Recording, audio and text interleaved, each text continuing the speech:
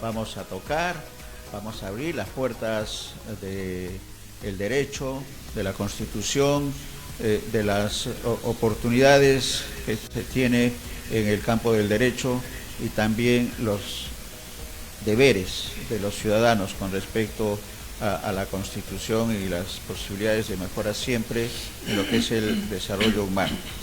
Hoy martes 11 de enero del 2022 estamos transmitiendo desde Lima, Perú. Nos está acompañando en esta primera parte del programa el doctor Cosme Nalbarte Ruiz. Él es abogado, egresado de la Pontificia Universidad Católica del Perú, con una experiencia y una trayectoria envidiable, destacada. Es miembro del estudio Nalbarte Asociados, y vamos a tratar varios temas. Primero le damos la bienvenida a Cosme. Bienvenido al programa, Cosme. Muchas gracias, muy gentil por la invitación.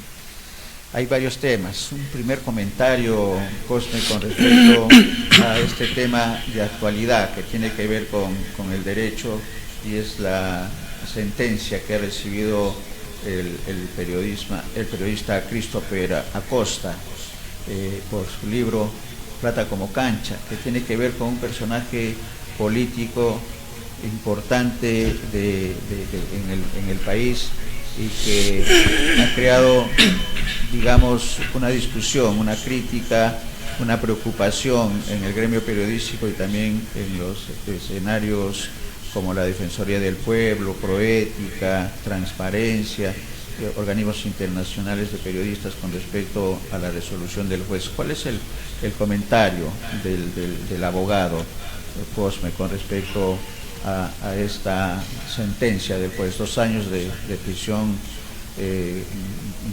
consentida, con libertad, y 400.000 soles de reparación civil que va a pagar de manera conjunta Christopher Acosta y el editor del libro. Un comentario.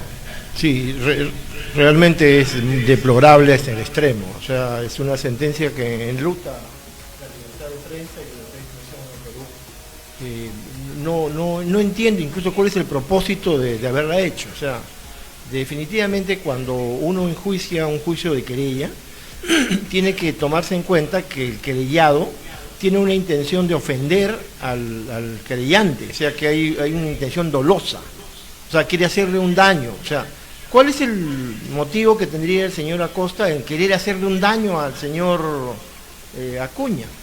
Esto es algo realmente incomprensible, que se pueda sacar las frases que se han mencionado en el libro como elemento de una supuesta conducta injuriosa o calumniosa o difamatoria. Eso no tiene ningún sentido, porque lo que se ha limitado a hacer el periodista es simple y llanamente a reproducir versiones de terceros. Entonces, si hubiera algún dolo, uno podría decir que inventó versiones de terceros, que las versiones de terceros nunca existieron. Pero en este caso, en Desocupa, son versiones de terceros perfectamente documentadas en denuncias, documentadas en escritos, documentadas en avisos periodísticos ampliamente difundidos a lo largo de años. Al mismo tiempo, se ve que no hay conducta difamatoria ni dolosa, que el propio periodista recabó la versión del supuesto afectado, el señor Acuña, y el señor Acuña guardó silencio en todas sus expresiones. Es realmente muy penoso, muy penoso. Sí, y tiene, porque ha sido, la sentencia ha sido cuestionada, ha sido observada, va a pasar a la segunda instancia, Cosme, que entendemos por la explicación también que nos estás alcanzando, que no va a tener mayor futuro. Pero ¿cuál es el contexto político? ¿Quién sale perdiendo en esto? Es el personaje, en este caso César Acuña Peralta, que le va a pasar factura definitivamente en el plazo inmediato, Cosme, ¿no? Sí, claro, o sea, definitivamente todas las cosas que se mencionan en el libro ya se sabían. O sea, ninguna tiene algo que sea nuevo. Son denuncias, son procedimientos judiciales, son versiones periodísticas, publicaciones, a lo largo de los años. Ya, entonces, secreto, no había un solo secreto. Ahora bien, ese libro tenía un tiraje respectivo, que yo creo que ya va en la 5ª edición, irá a la 7ª, la 8ª, 9ª, ¿no? y va a ser mucho más leído que antes, ¿no? Porque Sí. definitivamente está logrando el efecto contrario.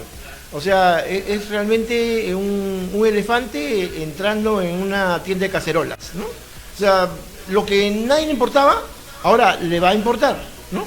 Y encima va a tener el ojo público de la opinión internacional. Una persona que aspira en el futuro a ser presidente del Perú está anunciando que ningún acto que él haga tolerará ningún tipo de fiscalización de ninguna especie y que nadie puede hablar ni siquiera de terceros respecto de él, porque si alguien menciona lo que un tercero dijo, entonces él lo va a enjuiciar por 100 millones de soles, cantidad realmente espectacular, pues, estratosférica, ¿no? Fantasiosa, ¿no? Totalmente. Finalmente el político es el que sale perdiendo en este escenario y ya sabemos, por lo que estás explicando, Cosme, lo que va a ocurrir en la segunda instancia de esta querella. Vamos a hablar de otros temas, porque también el tema político en nuestro país tiene un escenario interesante y hay una interpretación que hemos leído y por eso la invitación, y ahí lo estábamos viendo ya en pantalla, Cosme, destitución presidencial, porque se ha hablado de vacancia presidencial, se ha hablado del escenario, modificaciones al reglamento del Congreso de la República, varias acciones. Pero este tema de la destitución presidencial resulta novedosa, inédita, ¿no? Hemos puesto forma de vacancia inédita. ¿Cuál es y entendemos que la promoción de esta figura de la destitución presidencial tiene autoría en el doctor Cosme Nalbarte Ruiz? ¿Cuál es la esencia? ¿Qué es lo que tiene como fundamento original el tema de la figura de la destitución presidencial, Cosme? Cuestión previa, hablemos de lo que es la famosa incapacidad moral permanente declarada por el Congreso. Es algo que realmente ya sabemos la mayoría, ¿no? Lo hemos sufrido o sabido más o menos 5 años consecutivos, ¿no? Y en el cual se establece que 87 congresistas pueden declarar la vacancia presidencial cuando encuentran que el presidente ha incurrido en una incapacidad moral permanente. Todos sabemos de que esa incapacidad moral permanente no está regulada en ninguna parte. Sabemos también que el Tribunal Constitucional renunció a su función, abdicó su función de calificarla cuando fue su momento. Sabemos que no hay ninguna interpretación auténtica mencionada como una reforma a la Constitución para definir qué es la incapacidad moral permanente. Y todos sabemos que realmente todo se reduce a 87 votos. Si tienen 87 votos, tienen incapacidad moral permanente si el presidente no les cae, ¿no? Entonces, es así de sencillo, ¿no?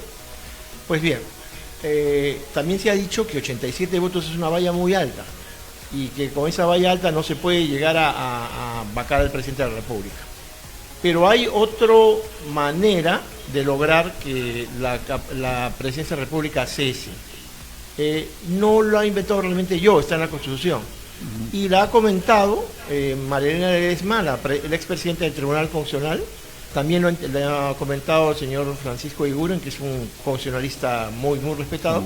E incluso creo que Vargas Valdivia hizo alusión a ellos dos en un artículo que publicó en La República. O sea, por lo tanto, no es raro, ni inédito realmente, pero nadie le da importancia. Es impresionante cómo nadie le da importancia a algo que está ahí. ¿Ya? En ese sentido. Correcto. Hablamos de dos escenarios entonces, un escenario cualitativo y un escenario cuantitativo en esta figura de la destitución presidencial. Cuantitativo en el tema del número de votos que se requiere, Cosme, para el tema de la destitución presidencial o vacancia presidencial, en este caso destitución presidencial. Y cualitativo porque hace una especificación más precisa al tema de la incapacidad moral. Entonces, ¿cómo se ha conjugado esto y cómo se aplicaría no solamente para el caso de Pedro Castillo, sino para el futuro, teniendo como antecedente que la incapacidad moral se dio con el presidente hoy preso Alberto Fujimori? Sí, cómo no. Respecto del punto de la destitución del presidente, dice el artículo 99 vigente, no es algo que sea un proyecto, está acá, vigente, y que fue dado justo cuando se aprobó la Constitución del 93, ¿no? Dice, corresponde a la Comisión Permanente acusar ante el Congreso En esto hay que decir que la Comisión Permanente es un órgano del Congreso representado por el 25% de los congresistas. ¿Ya? Se sustrae de los 130, que es el número legal, y se constituye con un número de 33, solamente 33 miembros, ¿no? Y dice, al presidente de la República, corresponde acusar al presidente de la República a varios funcionarios, que no vale la pena mencionar, claro. Y dice, por infracción de la Constitución y por todo delito que cometen en el ejercicio de sus funciones. O sea, dice por infracción de la Constitución. O sea, no basta, acá no hay incapacidad moral, sino que la Comisión Permanente de 33 miembros puede acusar al presidente por infracción de la Constitución. Dice, esos 33 miembros a su vez tienen lo que se llama una subcomisión de acusaciones constitucionales, que es de 11 miembros. ¿Ya?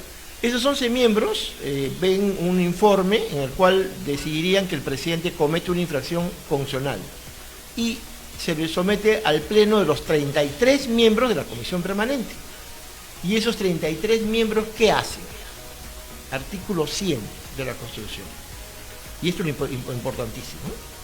Corresponde al Congreso, sin participación de la Comisión Permanente, o sea, Congreso le hace 130 menos 33, o sea, 97, suspender o no al funcionario acusado o inhabilitarlo para el ejercicio de la función pública hasta por 10 años, o destituirlo de su función, repito, destituirlo de su función.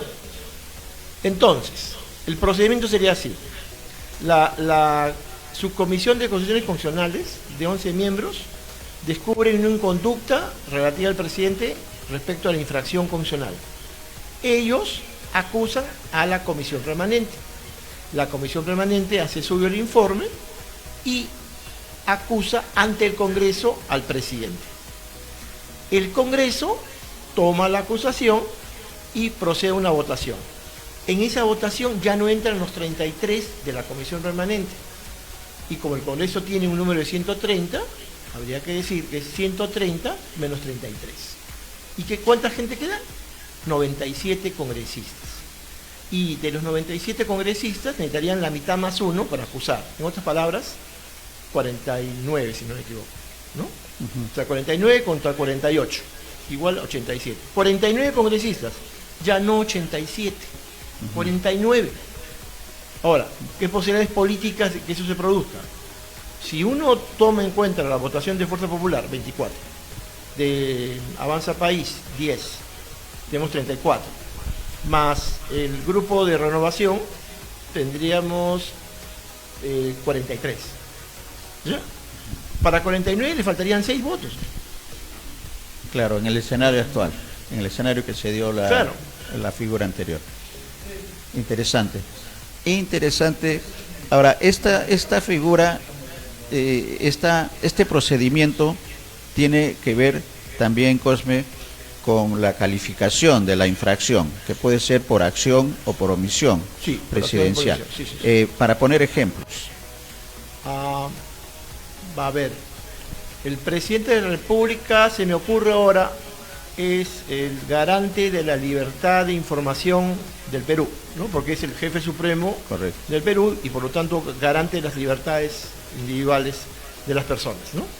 Unos derechos ciudadanos es la libertad de información. Eso es indiscutible, nadie va a negar que es un derecho ciudadano. ¿Qué pasa cuando el presidente no informa? De asuntos que tienen que ver con la gestión pública de la presidencia. Podría decirse que se ha infringido el artículo 2 que habla sobre libertades de información de la ciudadanía, ¿no? Basado en eso, podría haber un informe de la subcomisión de acusaciones constitucionales que indique que el presidente ha incurrido en esa omisión. Inmediatamente después, acusarlo ante la Comisión Permanente.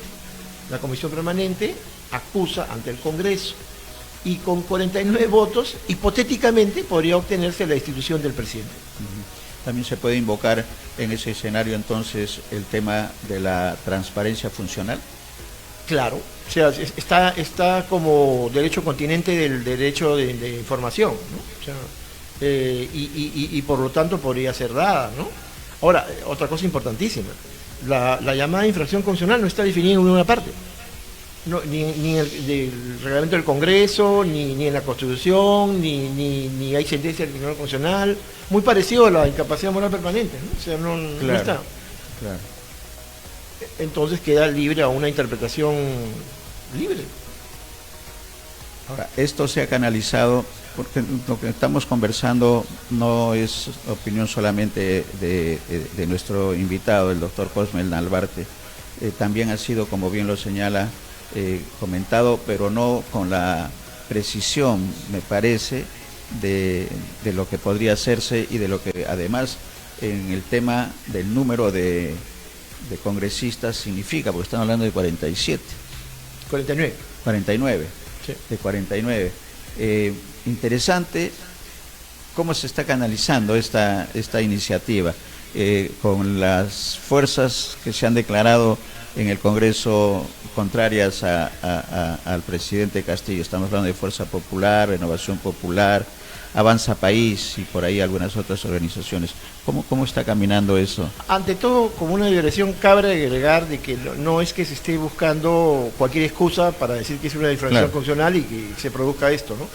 Estamos hablando de una conducta que tendría que surgir en el futuro, de una gravedad tal que comprometa la Constitución misma, al Estado de Derecho mismo, a nuestra supervivencia como sociedad civilizada.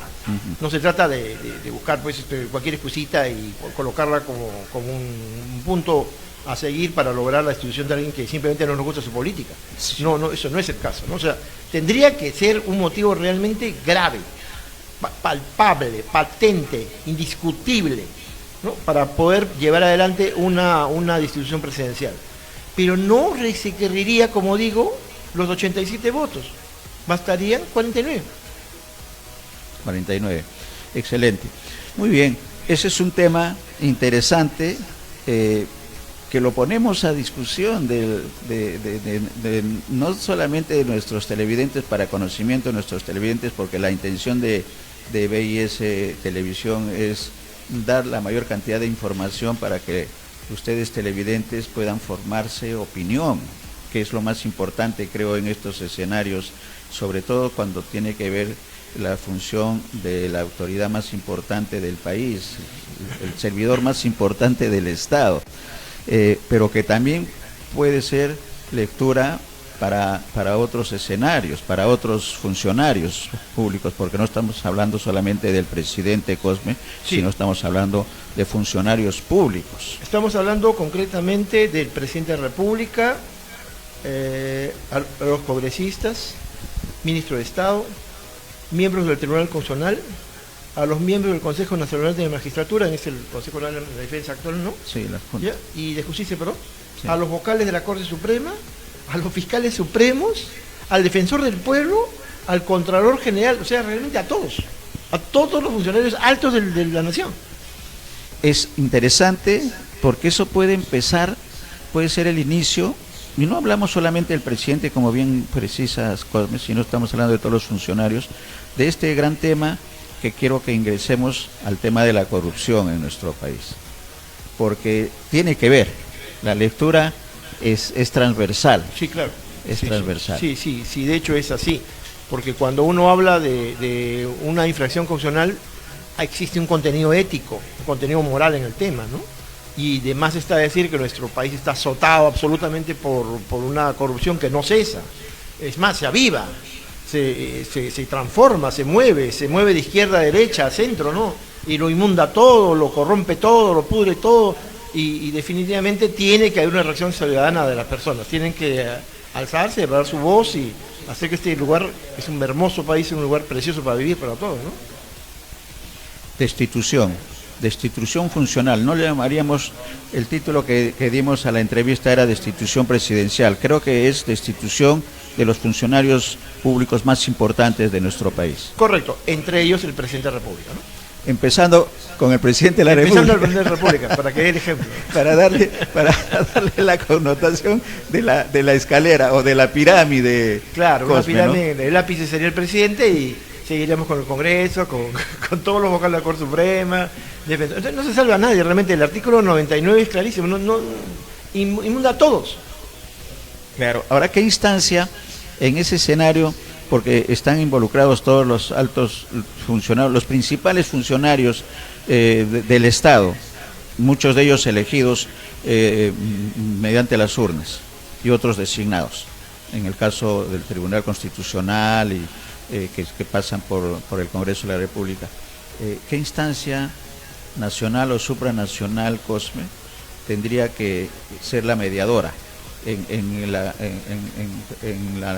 legislación, en la jurisprudencia, en las leyes?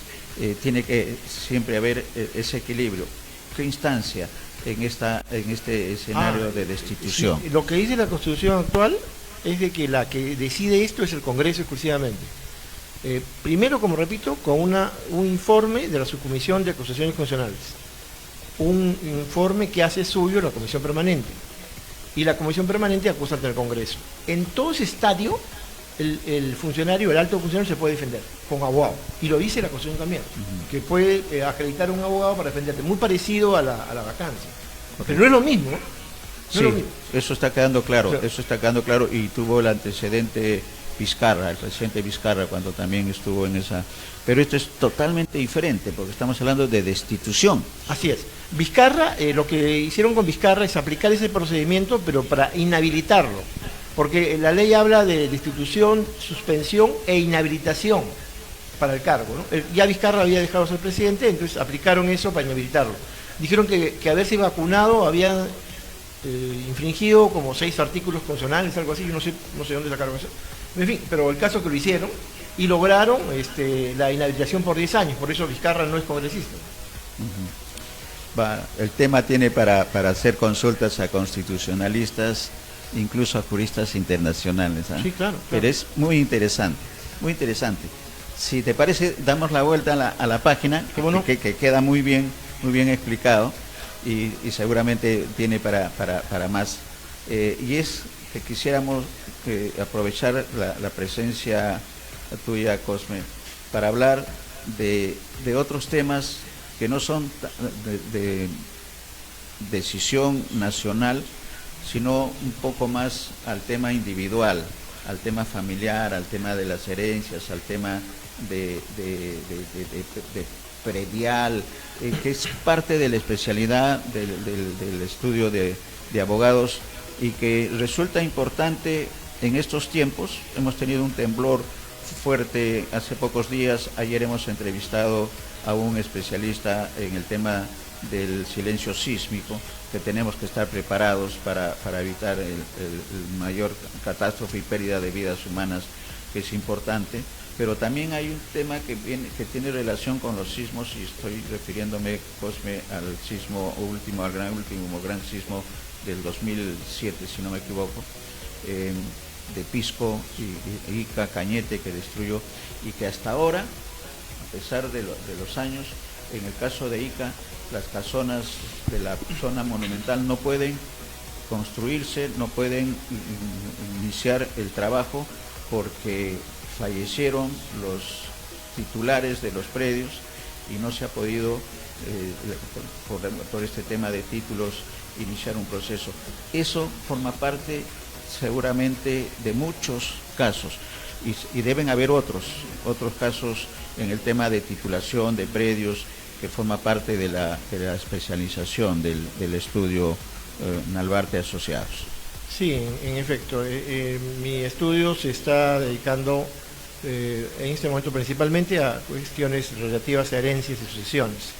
Es un tema muy penoso, pero necesario, ¿no? Y real, ¿no? Sí, es necesario. Sobre todo, recuerden que la pandemia ha dejado 200.000 personas fallecidas. Que es el otro escenario. Y 200.000 personas fallecidas son herencias que se abren en beneficio de herederos que podrían subsistir con los bienes, con las propiedades, con los que se venden. Inclusive hay muchas complicaciones más. ¿Qué pasa cuando los fallecidos los herederos ya no residen en el país y que quieren acceder a las herencias nacionales? ¿Qué pasa cuando hay problema de apellidos?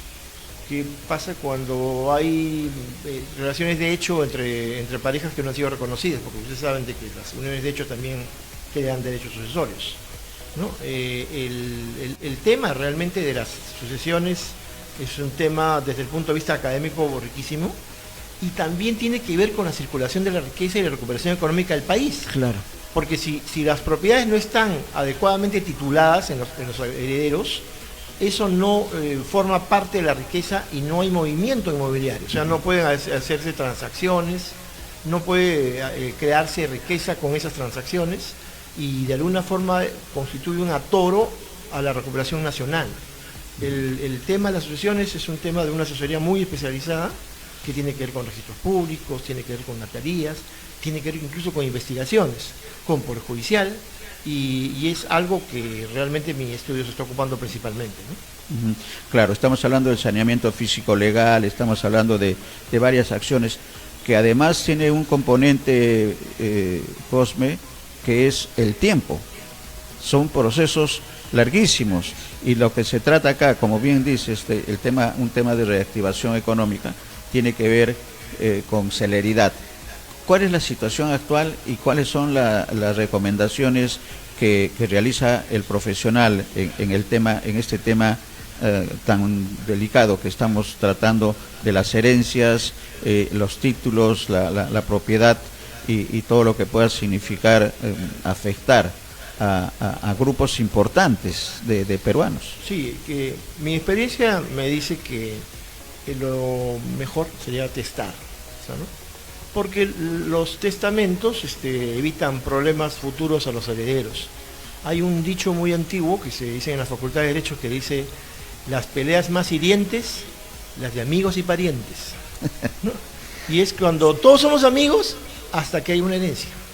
Y apenas hay una herencia, todos dejamos de ser amigos y pasamos a ser enemigos mortales, ¿no? Y entre hermanos. Entre hermanos, es más visible incluso, ¿no? Pero no solamente hermanos, entre tíos, tías, tíos, ¿no?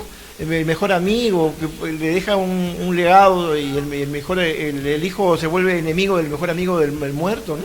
Y es así, pues, o sea, esa es la realidad, ¿no? Total. Pero cuando uno tiene un tipo de protección basado en testamento, ya está dividido anticipadamente las cosas. Mucha gente, incluso muchos padres, entre ellos mi papá, muy sabio, hizo repartición de herencia en vida, ¿no? Entonces, hizo adelantos de herencia en vida, y bueno, no tuvo nunca ningún problema con mis hermanos, ¿no? Estamos magníficos, ¿ya? Y eso también pues puede servir para cualquier persona, ¿no? O sea, porque la idea sería que el mejor recuerdo, la mejor forma de recordar al pariente ido es no pelearse, claro, no discutir, o sea, no, porque si no, la herencia es una herencia de odio, ¿no? Una herencia de inquina, de maldad, y eso es algo que no debe haber, ¿no? O sea, por eso es que el derecho tiene que dar soluciones prácticas, justas.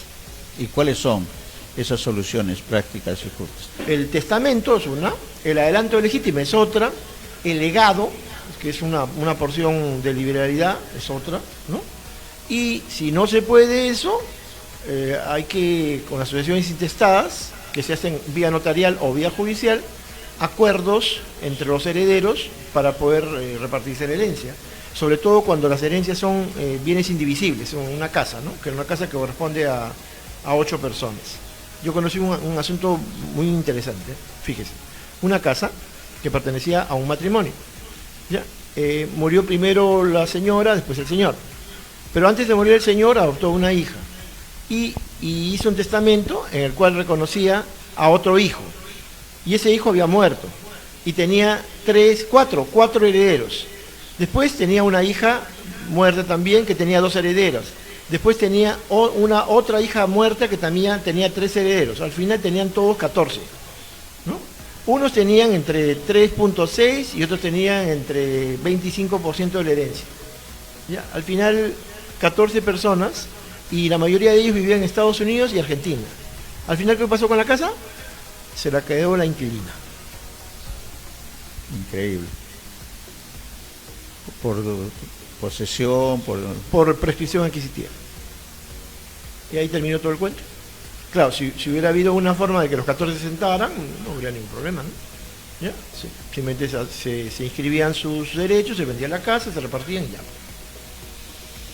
Interesante. Y si estamos recibiendo algunas llamadas, algunos mensajes, lo que obliga seguramente, porque este es un tema que no solamente compete a los peruanos, Cosme, que están, residen en el territorio, y qué bien que hablemos que no solamente es un tema de sismos, sino en este momento de pandemia que han desaparecido familias enteras, papá, mamá, hijos, y que tienen de alguna manera bienes inmuebles, bienes y que se queda en el aire. ¿Qué hacer? Entonces, la experiencia que nos obliga como comunicadores a tener un programa, que tenemos un programa que se llama Doctor Inmuebles, pero que habla principalmente de la formalización del inmueble. Pero acá estamos hablando de herencias, estamos hablando de otros temas legales, claro, que son interesantes, que son novedosos y nuevos, y que se está presentando por la pandemia, evidentemente con situaciones totalmente diferentes a lo que ha sido la costumbre. Así es. El tema sucesorio es un tema actual, como digo, se basa en un hecho muy lamentable, la pérdida de alguien querido, ¿no? O sea, todos hemos perdido de alguna manera a alguien querido, pero la vida continúa. Y como la vida continúa, tiene que haber pues asistencias sucesorias para que los títulos queden claros y las vidas continúen con prosperidad, ¿no? Interesante. La invitación para un espacio en BIS. Muy gentil, yo encantado de colaborar. Porque seguramente, así como están ingresando algunos mensajes, haciendo algunas consultas, nos obliga a formular la invitación. En todo caso, para conocimiento de que nos están preguntando, los teléfonos a los que pueden acceder con una consulta con el estudio Nalbarte Asociados. 990 695 666. A ver, si repito, repite. 990 695 666. Pero yo lo voy a repetir, producción ya lo tiene también, lo vamos a poner en pantalla. 990 695 666, que son números cabalísticos, Cosme, sobre todo los tres últimos finales de Nalbarte Asociados. No lo asocien con el anticristo, por favor. No creemos en ese tipo de... Es culpa de la compañía de teléfono, no mía. Es 990 695 666. Sí, así es. Yo lo tomo como cabalístico, no como en el sentido apocalíptico que tiene el número, tú lo has dicho, es al contrario, es de buena suerte. El 7 también, 7, bueno, cada uno tiene, como seres humanos, cada uno tiene sus cábalas, ¿no? Y que dejémoslos ahí. Ahí está el teléfono 990-695-666, Nalbarte Asociados. Así es. Para terminar de hacer la precisión. Algo más que esté quedando, Cosme, en la agenda, aprovechando la presencia, con el agradecimiento en nombre de todos nuestros televidentes por la visita, Cosme. Muy, muy amable, gracias por la invitación, encantado del momento. Gracias. Muy bien, dos temas hemos hablado, un tema de funcionarios de la nación, los principales funcionarios de la nación, y esta figura que es inédita, además, y que tiene discusión. Es un tema que va a estar en agenda de destitución de funcionarios públicos, los más importantes, y este tema de la herencia y la situación de pandemia. Muchas gracias, Cosme. Gracias. Vamos a ver si aterrizamos con producción un espacio que pueda llamarse simplemente Herencias y algo más. Ahí está el nombre. Gracias. Nos vamos a una breve pausa y regresamos con más. Tenemos ahí en agenda el tema de la asunción de cargo de autoridades de la Universidad Villarreal, con la primera mujer rectora en la Universidad Nacional Federico Villarreal. Con esa información Regresamos luego de una breve pausa. Gracias, Juan.